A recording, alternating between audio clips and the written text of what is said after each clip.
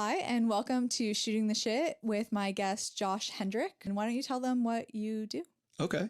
I am a custom home builder, and we do custom renovations, custom home building, and then we do a lot of commercial work. So one way that we love to serve our community in Nashville is by doing home studios.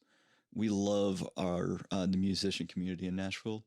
And so none of us are musically talented. So there's only one way we can help them, and that's by building home studios. Which is a very, very helpful thing for us. So very much appreciated. It's one of the more essential cogs in this industry to have. Well, it's growing in popularity too. I don't think there's so many musicians that are, you might have an idea at like 2 a.m. or something like that, where like when that brain, like that spark of inspiration happens, and or you like, you're going to hold that inspiration and try to get into a studio when you can schedule an appointment, or you have it at your own home. Yeah. And you can just go and immediately record a cool track. Also like setting everything up too. Cause like I don't always have everything just like set up. So I have to like set up the mic, set up the system, turn everything on and make sure all the wires are crossed correctly. And then by that point, the idea is it's basically not there anymore, or it's not like what I originally had in my head, I guess. Right. So well, it's two different from brain functions. You have the technical function of setting everything up and making sure I have everything correct. We just spent the last hour setting this room up for a podcast. Yep. That wasn't our creative side. So the other part is the creative side. That's that spark of inspiration that like you're doing something that is adding to the world. So. Yeah. I love the inspiration and finding a piece of paper and writing it down as soon as I possibly can, or getting my phone. I guess like the best thing I can do is really get a voice memo. I think a lot of musicians probably have hundreds to thousands of voice memos of just the most random shit. Just like little like nidbits of melodies or a lyric where you're like, this is a great lyric. Come back to it, or it just sits there forever and ever and ever. But you never know when that inspiration is going to hit, and that might be the one lyric that creates a song. Yeah. So would really like to know how you got into your job in the first place. Like what brought you there? What were your steps? Our steps. So I did home flipping for a long time. So I did a number of homes in the Middle Tennessee area, and then I went to work for a commercial investor. So I did a lot of large commercial buildings. I flipped a 115 unit apartment complex, and it's great. But my whole beginning of my career was always for investors. And then I met John, who's the owner of Stellan Builders, and he was just different. He was Amish until 2010, and just the way he thinks, the way he acts, he has this genuineness about him that you don't really see in society a lot. And there was something about him. I was just like, man, I really like being around this guy. Like we'd have conversations for like an hour on site and stuff like that. So I was trying to show someone else's work, because his work is beautiful. Like he is one of the most talented builders I've ever met. And I was trying to show someone his work, and I was like, hey, let's see if he has a website. And I looked it up. And it was the most awful website you could imagine. I mean, this is something that like I wouldn't hire the guy off a Craigslist type website. Oh, no. And so I told him the next day, I was like, hey, I think you need to take your website down. It's hurting you. And I could just see like a spark where, it's like something in our relationship changed. And I was like, oh man, did I hurt his feelings or something like that? Right. I was just trying to help him, be honest. Well, the next day he's like, come work for me. And then I was like, no, I've got a great gig. Why would I leave this to go work for somebody else? And he stayed after me for about 6 months. And I knew that what he was doing was really interesting. He's doing all custom work, custom home building, custom renovations. So finally I was like, hey, I'll come do it. And he brought me on as his operations guy. And that's what I've been doing for a while. Just got moved up to running the company. I'm very thankful that he's given me that much a trust. We've built one of the best teams in Nashville.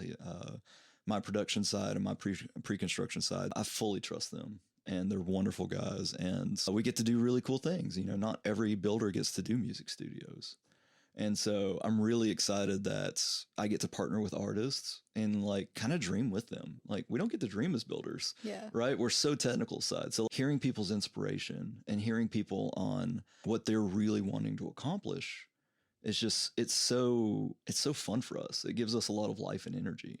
And our tagline is we build around your why. So every client, the first time we meet them, we ask, why do you want to do this? Because that's important, because there's going to be 1,000 opportunities to compromise in this job. And if we keep your why forefront, then when we finish your project, we kept that real core concept of what we're trying to accomplish. And you're going to be so much more satisfied with that project. And so with musicians, what we've learned is like, hey, why do you want to do this? Is it demos? Is it like you're about to release a track?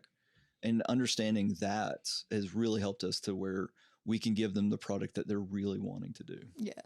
Do you feel like compared to like what you did do, this gives you more creativity? It gives you more of you get to use kind of both sides of the brain instead of just one? Absolutely. Working for investors it's really, it's wonderful that the two men I got to work for in my career are some of the best people I've ever met. Just really good men. And so, but it's also, you're always looking for that return on investment. You're always like, you're building it for the investment side of it. And then with the music, the last music studio we got to do was in a basement and ended up being just 400 square foot. But we were able to give them 400 square feet.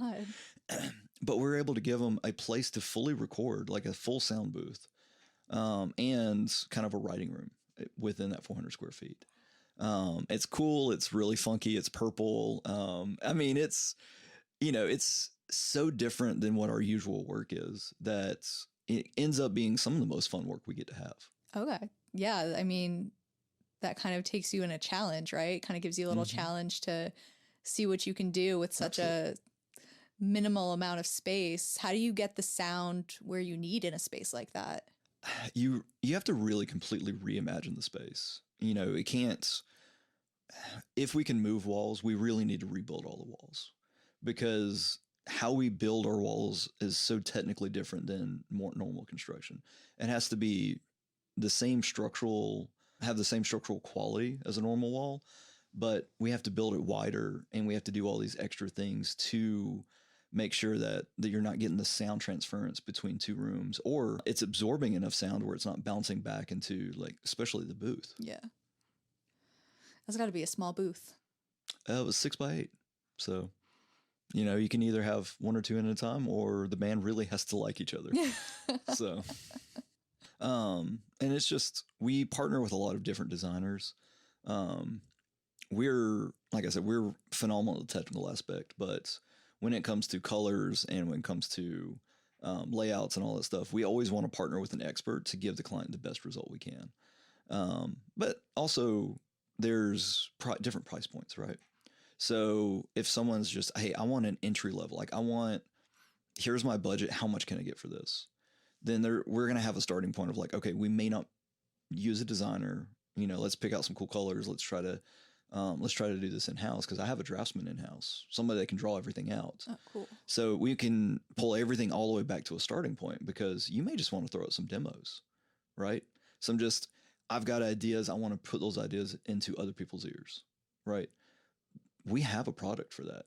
And then you might want something all the way to, you're building a detached building from on the property, and it's got, every actual producing quality that, your studios in downtown have. Yes. One of my producers was actually, he had a barn in the back of his home, and it was just full decked out. It was the coolest room. I guess he must have had someone that designed it, or I can't remember if he and his father helped make it and design it. And I was like, this is awesome. It gives you all the space you need, and did a fantastic job with it. So that's definitely something that I've seen done, like going, taking it, instead of having it like in one room, like it's just like a whole barn, is pretty cool what you can do with just like different spaces. Oh, it's amazing, because if I can build from scratch, then it's so much easier, because then I can make really almost any dream come true. I just have to stay within different setbacks and city restrictions. Right. Do you ever do like custom, like even like the furniture and everything in it as well, just to make it even more? So I do have a studio designer that we've used in the past. He describes everything as rock and roll. And my joke to him, he and I were having breakfast the other day, and my joke to him was like, yeah, you're rock and roll. I'm more like talk radio. And he got a kick out of that. But so he will actually pick out furniture. He'll even go to the point where he'll put your whole recording booth together with all your equipment and your computers and your soundboards. He'll make sure we run all the wiring correctly, so that way you can truly just plug in the booth, and then it's already set up to where you're running your soundboards and all that stuff. So, you know, our goal is to make sure we're having a true working booth and a true working production side. If that's the price point, and if that's the end goal that you want. Yeah. This episode is sponsored by Red Bicycle Germantown. It's more than a coffee shop. The staff feel like family, the food is out of this world, where you'll always get good coffee for a good morning. There was something interesting you said that I would love to ask you more about. Yeah. So, and maybe this isn't part of it, I don't know. But when I do my own little like recording and stuff, and I set up my whole station, everything like that, my little set picks up radio, and I can hear it I can hear it in my ear, like I can hear it through my headphones, but you can't actually hear it through the mic going through the system and the system in GarageBand and things like that. But I'm just so confused. I'm hearing country music in my ear while I'm trying to like record my own song, or like mostly I just do demos, right? Yeah. And I'm like, is it a frequency? Is it something where I'm plugged in somewhere? And so like the plug, I think you said something about like, if you have a plug for a certain thing, that if you switch it. Okay. So, and this was coming from a kind of like pre-conversation that we had before the podcast. Yeah. So I was talking about with electrical and different wiring in your booth. You want to make sure that it is separated from everything else in the room. So I want to have dedicated circuits in that room, because you're still going to have amps and you're going to still have things that you have to plug in that booth, right? Right. But you also have your data cables and your cables for all your instrument and stuff like that. So we want all of that separated into the booth, because if I'm running, you know, a mini fridge outside the booth, that is drawing electricity, and that is going back and forth between the power source and the plug. And if I have the booth, if it's running off that same home run, then it's picking up that frequency, moving back and forth from the fridge outlet to the booth, or to the breaker panel, so like the source of the power. So that's why we want everything in that booth independent from everything else, because sometimes it doesn't matter. Like you said, like, hey, I listen to the tracks and I don't pick it up, but I hear it. And even that little distraction can distract an artist. Yeah. But I want to make sure when we do a booth, if we have the ability, if we're going to like, hey, this is beyond demos, we want to make sure that we separate and have everything independent from all the other electrical sources, cabling sources, and everything else. Yeah. It starts to like ruin the mojo of being in that inspiration. And I'm like, oh, I have this idea. I'm ready to get it down. And then, you know, I'm pressing all the buttons and make sure all the wires are right. I'm plugging everything in. Something's not right. Something's plugged in wrong. The gain isn't up. Like, you know, you're testing everything. And then by that point, it's just like, what was my idea again? Right. And you know, plugging in the MIDI or plugging in the guitar. I've always had issues with like just plugging something in, and it just doesn't work for a good like 10 minutes, and I'm like, screw this, and I walk away. Yeah. So it's like so important when you have everything just set up and ready to go, because then you lose the one thing that you actually wanted to, the one thing you were originally doing. Yeah. And it just gets so frustrating. So I will take it one step further than this too, because you mentioned engineers.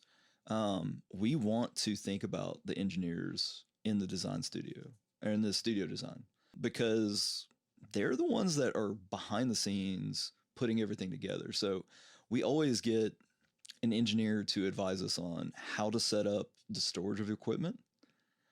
It's kind of out there, but I want to make sure that an engineer is like, hey, if you want to go to a home studio to help this artist record, how do you want it set up? How do you want your cables wound? How do you want them stored? What's going to make it easy for you to go in, set up, put it back, and then leave? Because you're paying that person for their time. Yeah. So if it's organized and it's not just a rat nest of cables and everything, it makes it so much more efficient for him to come in or her to come in, grab everything they need, set everything up. I mean, it could be, 10 minutes to an hour, which is a lot of time. Like, you're paying for that time. Yeah. So we want all of our storage to be very organized, dedicated to that space, and make sure that we have an engineer speak into what that should look like. Yeah, that's good. What other people do you kind of bring in? So we partner with, your studio engineers, we partner with producers, and we partner with studio designers and internal designers, interior designers. So yeah, sorry. No, yeah. So interior designers. Yeah. So with those 4 people, what we can do is we can figure out, okay, is there noise that is there that shouldn't be there? And then are we trying to make noise that we can't find? And then does it look like a space that you want to be in? Right? You don't want to go into, because most booths are going to have like a place to sit outside the booth. You don't want to go in that spot and it be sterile. You're just like, it looks like it is the most corporate waiting room you could ever imagine. We want that space to feel really good and kind of funky, like somewhere that you can just enjoy and chill and relax. Not a doctor's office room. Not a doctor's office. Yeah, that's fair. Yeah. I feel like environment really does bring a lot out of people. Something that inspires. Yeah. And honestly, for us, that can be some of the most fun space to do because every artist is different. So, I mean, you could have, country with a lot of like woods and different things where it's like, has a lot of that like, very country chic personality or something like that. It could be rock and roll, like the one we just was all purple and black trim. It's got a big moon light. You turn the light on, it's, 4 foot in the side, like it literally has a moon look to it. That's cool. I mean, there's just so many different things we can do. And it's all based off of who's hiring us to do it, what they want. Yeah, that's got to be fun. Oh, it's a blast. Yeah. Musicians are fun. Yeah. Yeah, true. Right? Yeah. Musicians are fun. Yeah. Have you ever had a situation where it was not going well? Like, have you ever ran into like a diva? Usually that's where a lot of changes happen. And unfortunately for us, that's just where we have to have incredible record keeping. We're just like every time, time is money. Time is money for the artist. Time is money for us. Yeah.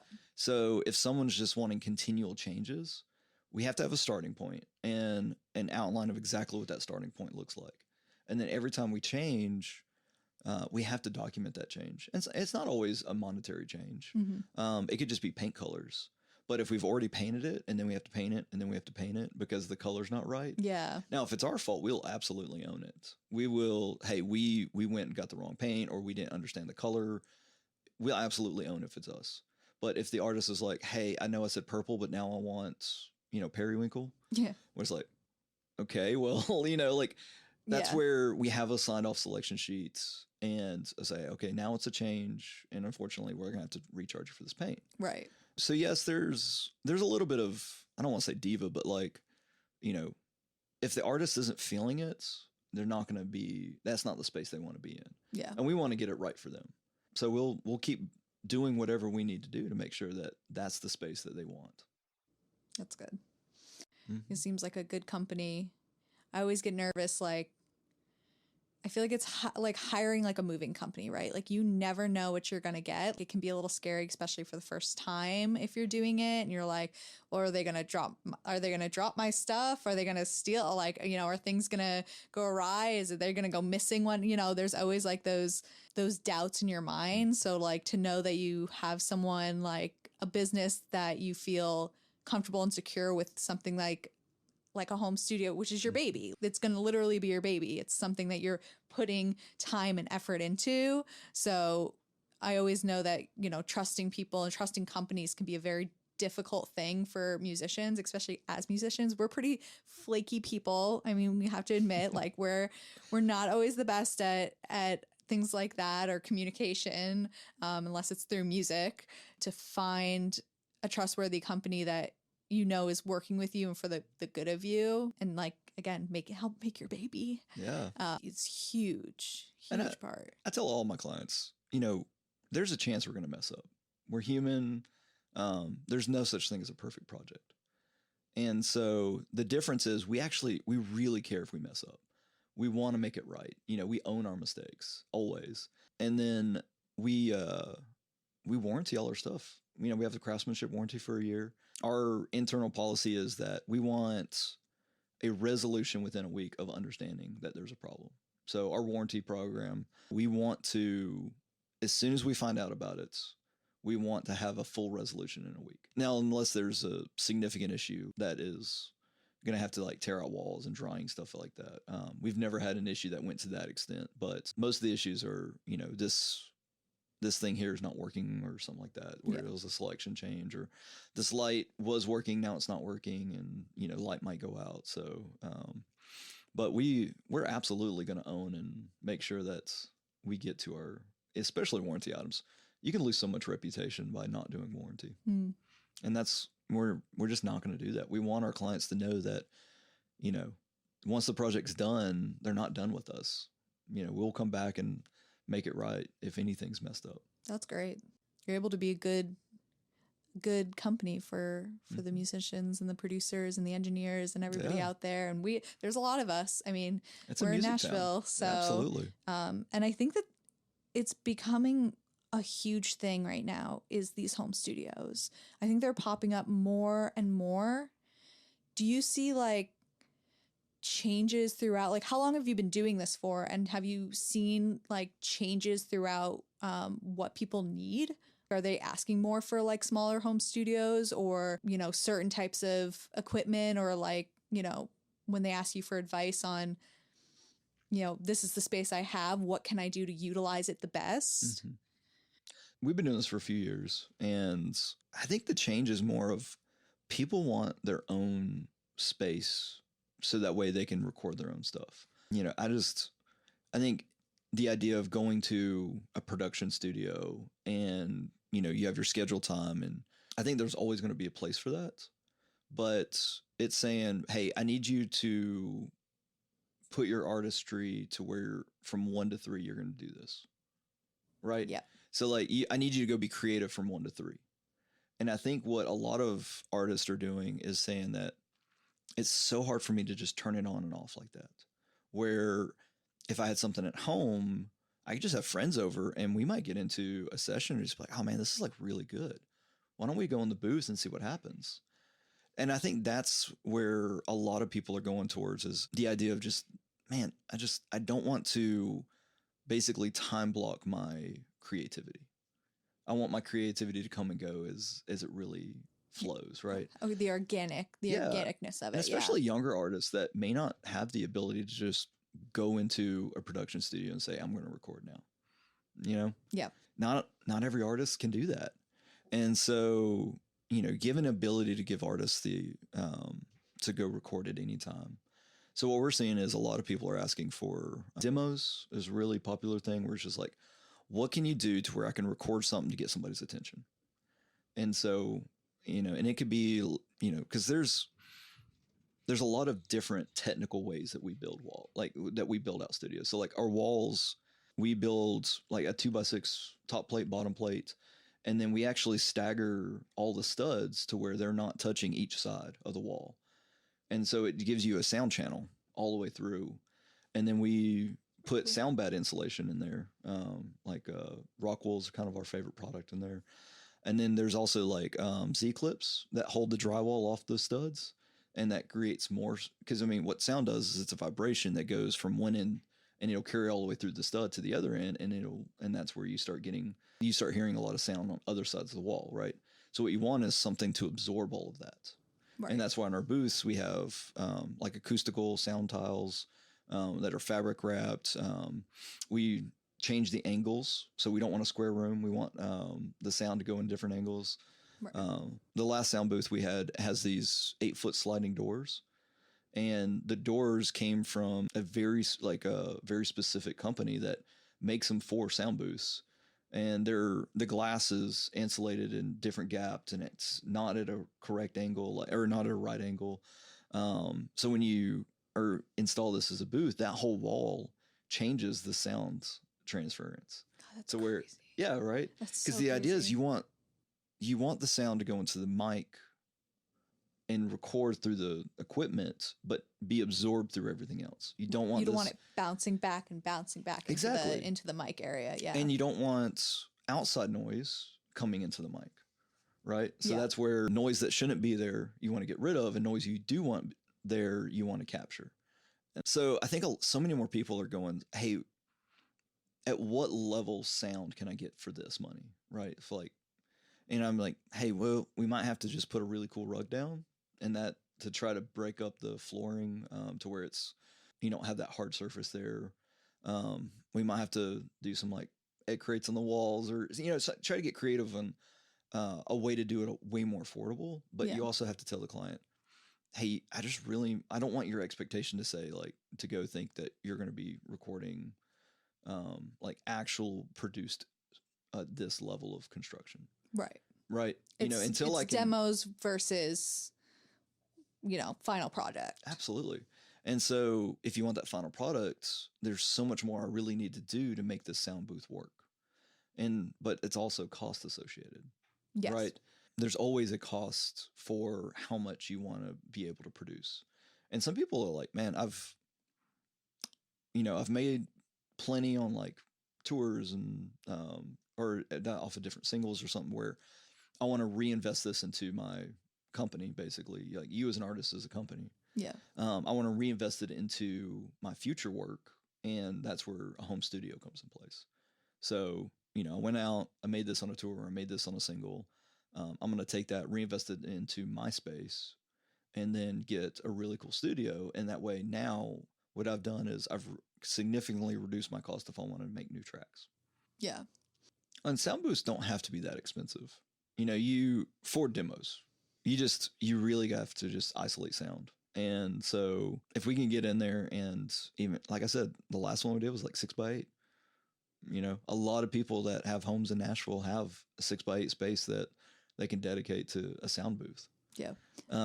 I actually once, so when I was living in the West End in the apartment building over there, I had one of those, it was just a 1-bedroom, but part of the wall of the 1 bedroom didn't go all the way up. It just kind of cut a little more than halfway. You'd have to kind of reach up to get up on the top of there. But what I did is I made myself a little booth by getting a cardboard box, taping the foam to the acoustical sound panels. Yeah, to the top of it. So it was right over me, like a little ceiling. And then I put a little shitty rug right at the bottom. And I had my mic stand. And then I took cardboard again and just put them down. And then again, attached the foam pieces so I could just go in there and sing and not have it kind of bouncing off everywhere. Because my home, that little studio 1 bedroom was so open that you could just hear absolutely everything come through there. Yeah.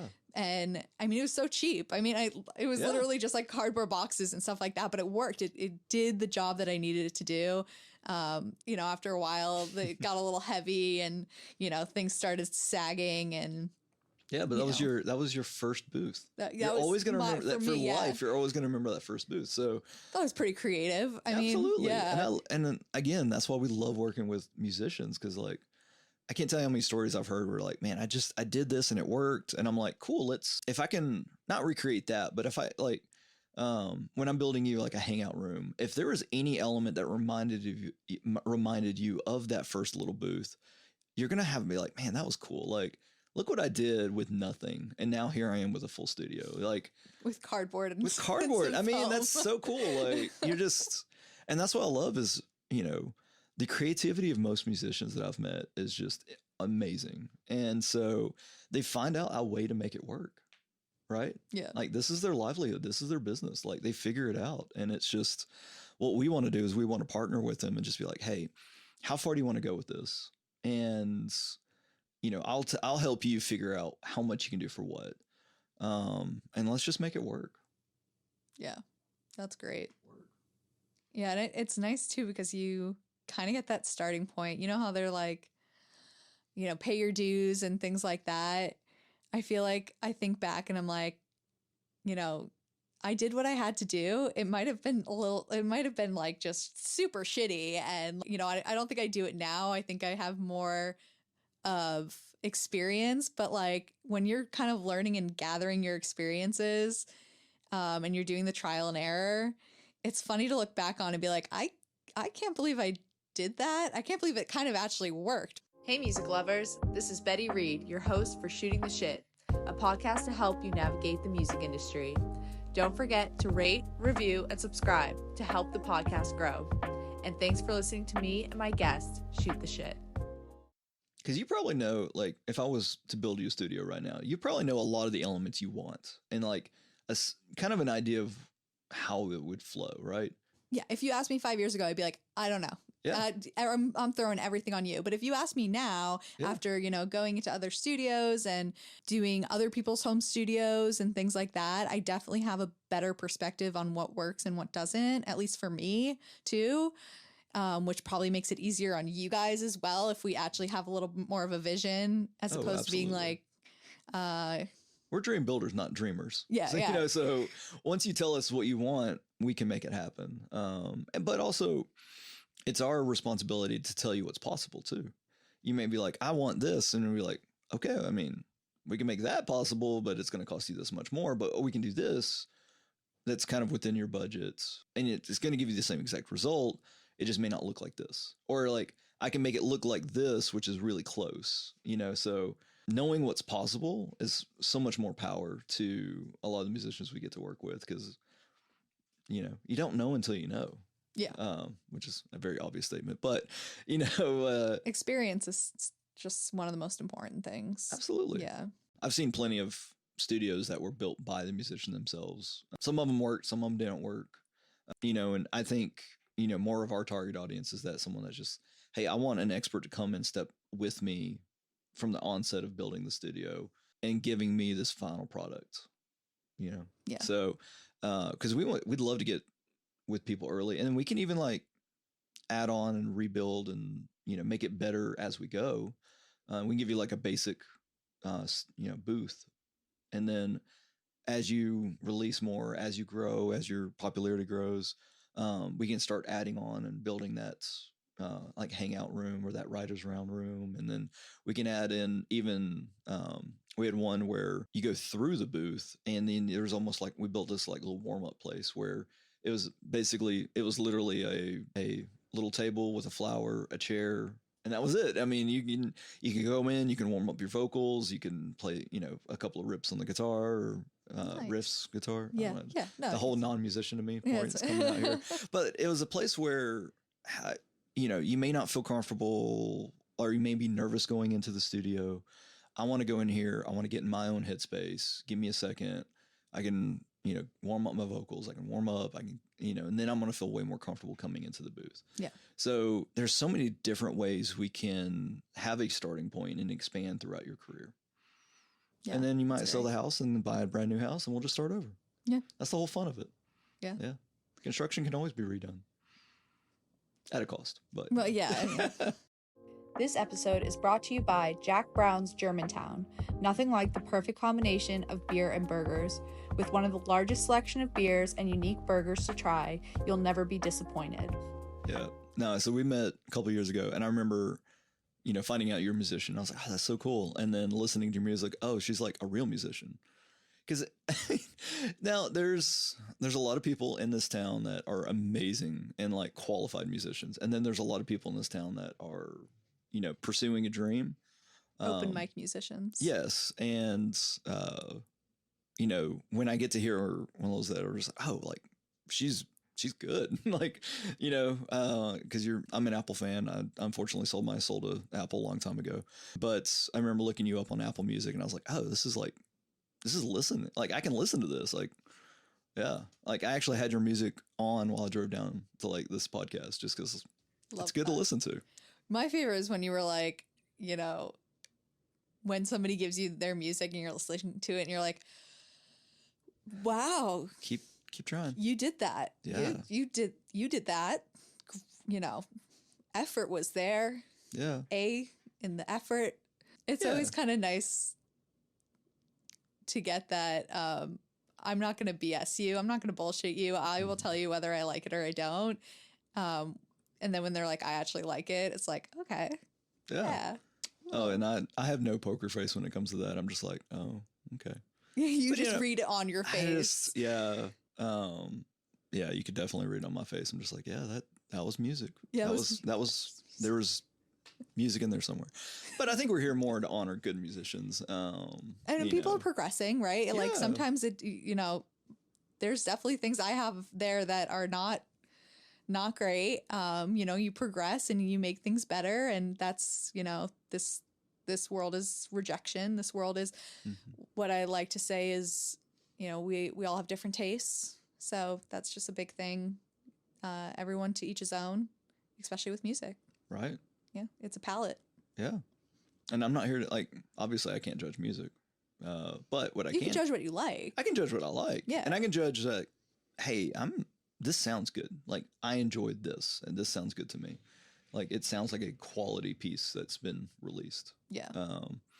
But I just want to help whenever I can, and my gifts are the building side. Can you tell the difference knowing what something should sound like acoustically, or from when it gets recorded? Can you hear okay, that was definitely done in a really well done studio, or I can definitely hear they did that a little bit more in a shoebox? So kind of a yes and no question or yes and no answer on that. Like there's sometimes where you're just like, you can hear a little background noise, or they don't mix the guitar's so much louder than other instruments, or there's differences that way. The other point is, if you don't have the right engineer, things just don't mix well, like weird transition, or the music just doesn't something just doesn't flow into it. When you add in a different instrument, or you can say, okay, well, they added it in here. It was very obvious. And so from a consumer side, that's where the biggest things we hear from, more of your demos or EPs or, is where it's just something, it just didn't feel right to us, where it was just it didn't mix well, or there's, I love hearing this vocalist, but I can't hear her right now because all I hear is the guitar, the drum, the keys or whatever. Yeah. We're mixing and mastering is, that is quite the talent. Yeah. I mean, I would say that's as much of an art as the artist. Oh, absolutely. Because you can take expensive. I want to know, but you truly can make the best artists in Nashville sound as great or not great with the right engineering. Yeah. I actually love live albums, and I love acoustic albums because you can really hear how talented that individual is.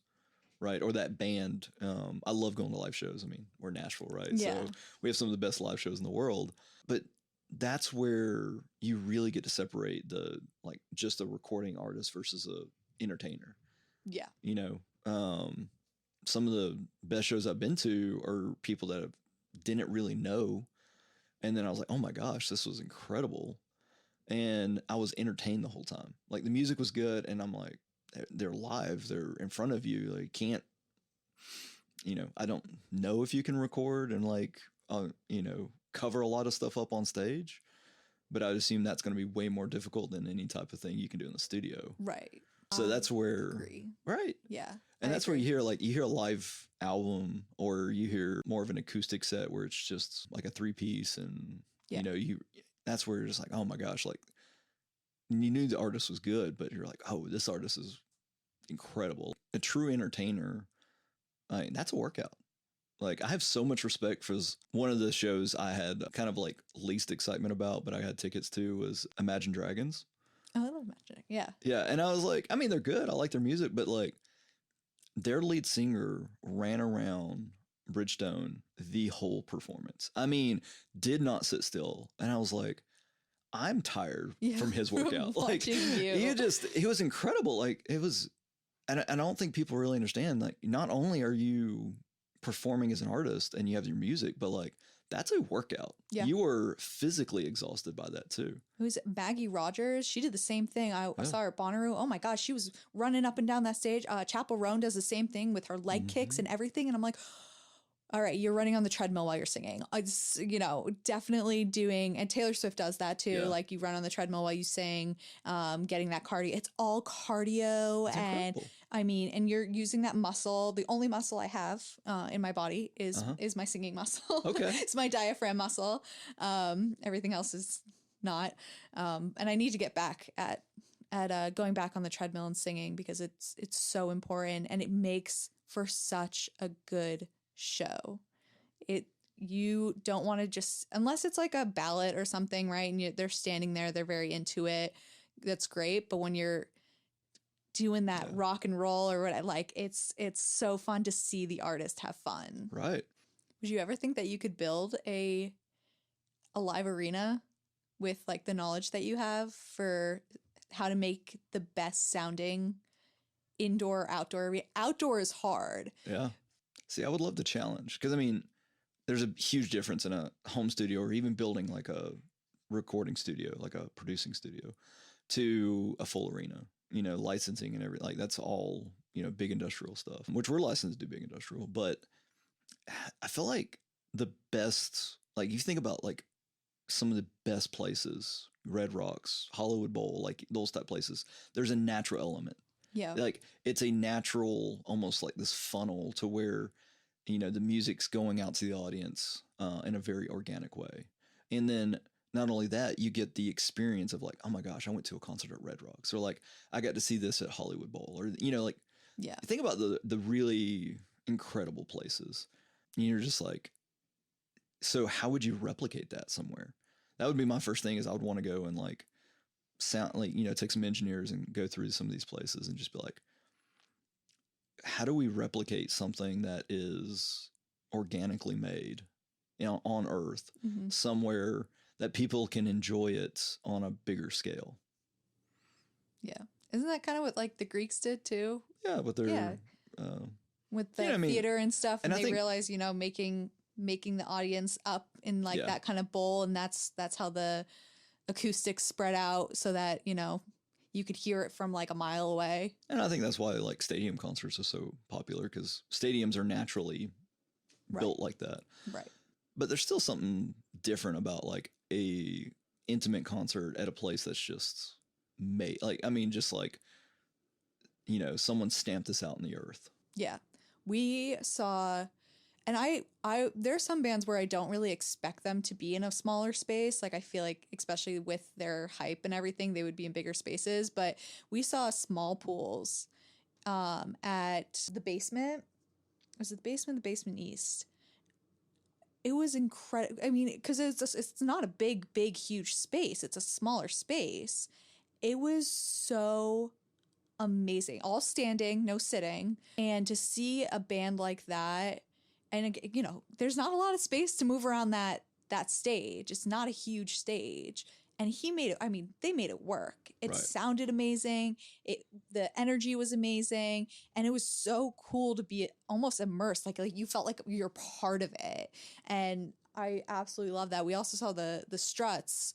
And again, that is a wild band that loves to take up that stage and have fun with it. And boy, did he every inch of that stage, his foot touched. And like, I love when they come out into the audience and everything like that, and really just make it a show that you would expect to see in a big arena, but you get these smaller venues, and it kind of makes it like, well, it's a level of intimacy you can't replicate on a larger scale. You know, I think that's why Ryman people, you know, it's almost like an honor to see someone at the Ryman. Yeah. You know, that's Nashville's heart venue, right? And so I've seen some incredible bands. I've seen some acoustic sets. And, you know, I don't know if the acoustics are better or worse at the Ryman than anywhere else. But I know that there's a level of intimacy at the Ryman that you can't replicate in a lot of other places. Yeah. Yeah, for sure. And we'll see you there one day. I would love that. Right? Absolutely. Yeah. Goals, man. Goals. I'll be front row. Yes. So- VIP. Are you kidding? You can come in the back. It was really fun chatting with you. Oh, it was a blast. I'm so ecstatic that you came, and I think this will be really, really great for people to know because we have every single part of this music industry that people just don't get to hear about. So it's nice to chat with someone about it and get some insight, but also, you know, not like this is this and this is this, you know, like it's just more of a casual fun thing. So Yeah, it's almost like we're shooting the shit. oh yeah, exactly. Yeah. So thank you for shooting the shit with me. Thank you for having me. This is the scene, right? Like, and so us as a construction company, we just want to support people and like support the, you know, what we tell people is we serve Nashville through construction because that's our gift. Yeah. And so thank you for letting me, you know, be on this podcast. It was a lot of fun and, you know, just telling people how we can support them.